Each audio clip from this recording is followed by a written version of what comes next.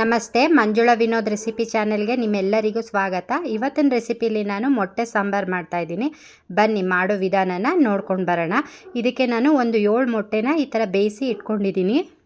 ನೀವು ಎಷ್ಟು ಮೊಟ್ಟೆ ಬೇಕಾದರೂ ಸೇರಿಸ್ಕೋಬೋದು. ಮೊದಲು ಮೊಟ್ಟೆ ಸಾಂಬಾರು ಮಾಡೋದಕ್ಕೆ ಒಂದು ಮಸಾಲಾನ ರೆಡಿ ಮಾಡ್ಕೊಳ್ಳೋಣ. ಅದಕ್ಕೆ ಸ್ಟವ್ ಹಚ್ಚಿ ಒಂದು ಚಿಕ್ಕದ ಕಡಾಯಿ ಇಟ್ಟು 2 ಟೀ ಸ್ಪೂನಷ್ಟು ಕಡಲೆಕಾಯಿ ಎಣ್ಣೆನ ಹಾಕ್ಕೊಂಡಿದ್ದೀನಿ.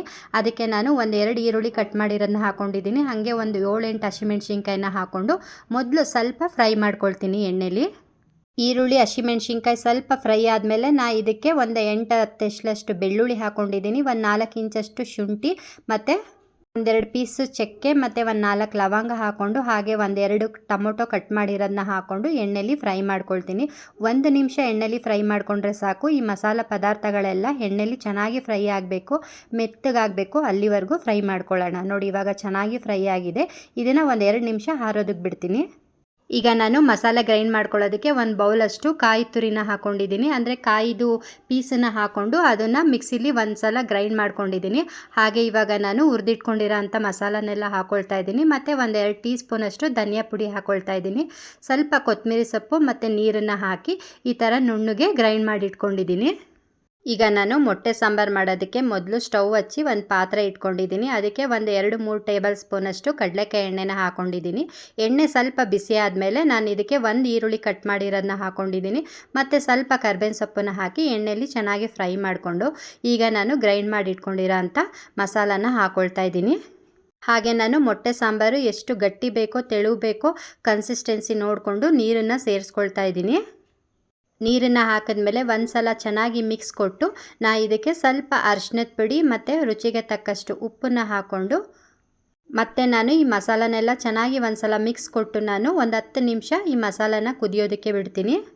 ನಾನು ಮೊಟ್ಟೆ ಸಾಂಬಾರಿಗೆ ಖಾರಕ್ಕೆ ಅಂತ ಹೇಳಿ ಹಸಿಮೆಣ್ಸಿನ್ಕಾಯಿನ ಹಾಕ್ಕೊಂಡಿರೋದ್ರಿಂದ ಅಚ್ಕಾರದ ಪುಡಿನ ಸೇರಿಸ್ಕೊಂಡಿಲ್ಲ. ನೀವು ಬೇಕಾದ್ರೆ 1 ಟೀ ಸ್ಪೂನಷ್ಟು ಅಚ್ಕಾರದ ಪುಡಿನ ಹಾಕೋಬೋದು.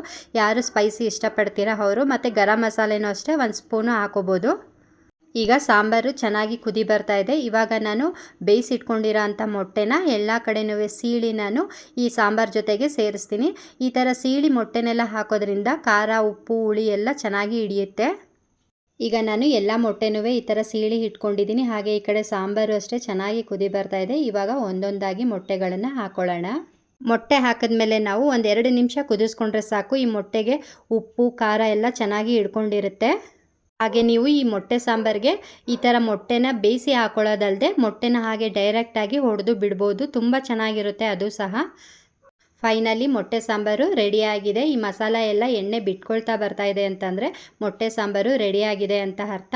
ನೀವು ಇದೇ ಗ್ರೇವಿಗೆನೇ ಸಹ ಚಿಕನ್ನು, ಮಟನ್ ಸಹ ಹಾಕೋಬೋದು, ಅಥವಾ ಮಶ್ರೂಮ್ ಗ್ರೇವಿ ಥರ ಮಾಡ್ಕೋಬೋದು, ಪನ್ನೀರ್ ಆ್ಯಡ್ ಮಾಡ್ಕೋಬೋದು, ಅಥವಾ ವೆಜ್ಜವರು ಬಟಾಣಿ ಮತ್ತು ತರಕಾರಿನ ಹಾಕಿ ಕುರ್ಮಾ ಥರನೂ ಮಾಡ್ಕೋಬೋದು. ತುಂಬ ಚೆನ್ನಾಗಿರುತ್ತೆ.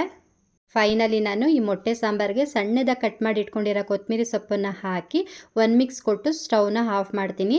ಇವಾಗ ಮೊಟ್ಟೆ ಸಾಂಬಾರು ರೆಡಿಯಾಗಿದೆ. ಇದು ಅನ್ನ, ಚಪಾತಿ, ದೋಸೆ, ಪೂರಿಗೆ ಬೆಸ್ಟ್ ಕಾಂಬಿನೇಷನ್ ಅಂತಲೇ ಹೇಳ್ಬೋದು. ಮತ್ತು ಗೀ ರೈಸ್ಗೂ ಅಷ್ಟೇನೆ.